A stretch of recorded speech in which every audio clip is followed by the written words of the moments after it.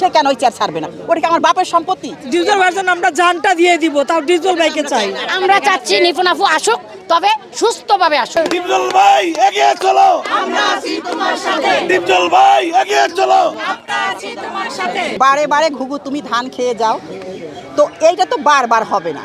সেইবার জায়েদ খান মাইনা নিছে, কিন্তু এবার তো আমরা মানবো না, কারণ আমরা এবার নিজেরা সাক্ষ্য ছিলাম, সাক্ষাৎ দেখছি আমরা। কারণ এইবার ভোটে কোনো রকম কারচুপি হয় নাই, যা হয়েছে একদম মানে সত্যি সত্যি ভোট হয়েছে, ইলেকশন যাকে বলে। তো এটা তো আমরা মানবো না। আমাদের সমিতিতে এত গন্ডগোল, আর ওই চেয়ারটার মধ্যে কি আছে? নিশ্চয়ই এমন কিছু আছে যার জন্য নিপুণ বারবার আঁকড়িয়ে ধরে থাকতে চায়। আমার তো এখন মনে হচ্ছে ওখান থেকে সব কিছু উৎপত্তি, টাকা পয়সা ধন দৌলত সম্পত্তি ওখান থেকেই আসছে। তাহলে সে কেন ওই চেয়ার ছাড়বে না? ওটা কি আমার বাপের সম্পত্তি? ওটা আমাদের প্রত্যেকটা শিল্পীর সম্পত্তি। আমার যেমন অধিকার আছে তারও আছে, আপনারও আছে, তারও আছে। তো সে কেন একা থাকবে? এই বছর তো দীপ জলপাই ম্যান্ডেট পায় সে ইলেকশনে আসছে, সে থাক না 2 বছর, দেখি না সে কি করে।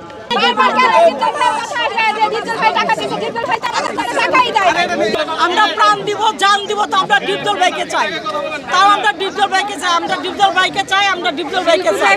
আমাদের শিল্পীদের স্বার্থে ডিজিটাল ভাই একটা শিল্পীদের ইন্ডাস্ট্রি, ফিল্ম ইন্ডাস্ট্রি যেমন একটা ইন্ডাস্ট্রি, ডিজিটাল ভাই হলো একটা শিল্পীদের ইন্ডাস্ট্রি। তাই শিল্পী ডিজিটাল ভাইকে আমরা চাই।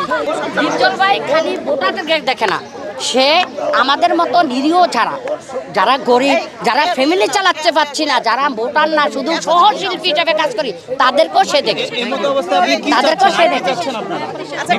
ঠিক আছে, আমরা চাচ্ছি নিপুণ আপু আসুক, তবে সুস্থভাবে আসুক।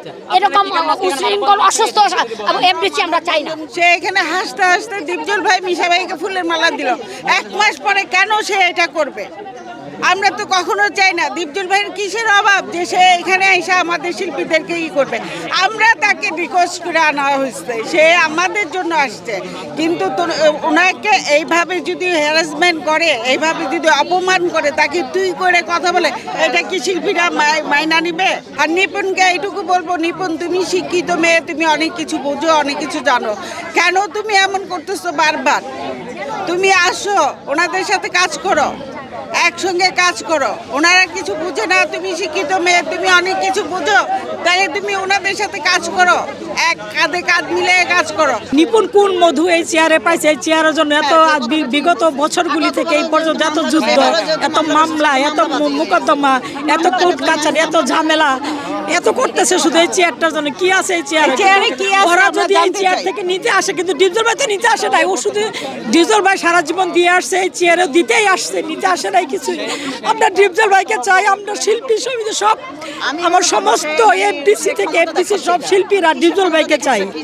ডিজিটাল ভার্সন আমরা জানটা দিয়ে দিব, তাও ডিজিটাল ভাইকে চাই। জেসমিনের জন্য নিপুণে আজকে এই অবস্থা হয়েছে। আমি বারবার বলতেছি একটা কথাই, জেসমিনের জন্যই নিপুণের আজকে এই অধপতনটা হয়েছে। নিপুণ কার জোরে কেস করে? নিপুণ কার জোরে কোর্টে যায়? কিসের তার এত জোর?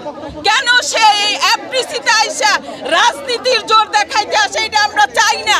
আমরা কোন শিল্পী চাই, আমরা চাই অভিনয়, প্রযোজক, ডিরেক্টর, আমরা এটা চাই, আর কিচ্ছু চাই না আমরা।